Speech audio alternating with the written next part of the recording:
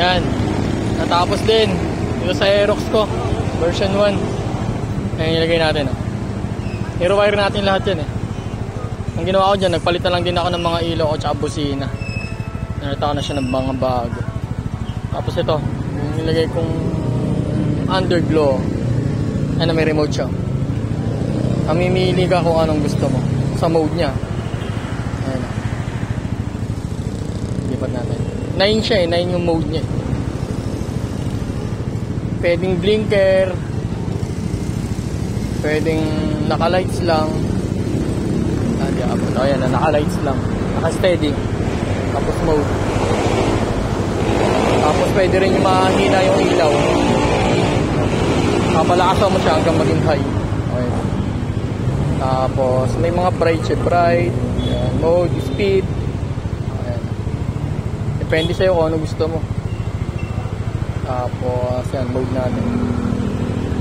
Pagbabagalan mo, yan pwede rin. Mabagal. Pag gusto mo na mabilis, ayan naman.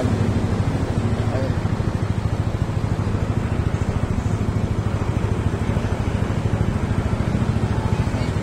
Depende sa trip mo. Tapos narito ako na rin ng Senlo. Ay, ayan. Ayan yung low nya. Mataas eh. Ito yung high. Boom. Tapos ito pa. Wait lang. Ito, ginawa akong brake light eh. Wait lang. I-brake ko lang. Nakasi tayong dalangan eh. Sana mag-brake kayo. Brake. Ayan yung ginawa ko. Wala ng brake light. Pinalitan ko lang. Ginawa akong brake light na rin siya. Ayan, dami kong brake light. Ito kayo, ginawa ko na rin brake light eh. Dual contact. Tapos signal light din. Nasa natin. Ayan siya. Pag hindi naka-hazard, hindi naka-signal, brake light. Tapos dito pala sa remote may off din. Pag ayaw mong gamitin, off mo lang. Pero ang ginawa ko, since may yung underglow ko before, may dalawa pag nag-brake ka rin. May switch pa rin ako ayun. Ayan, on natin Try natin yung mode there. Ayan siya. Pag gusto ko patayin dito sa sa main switch ito.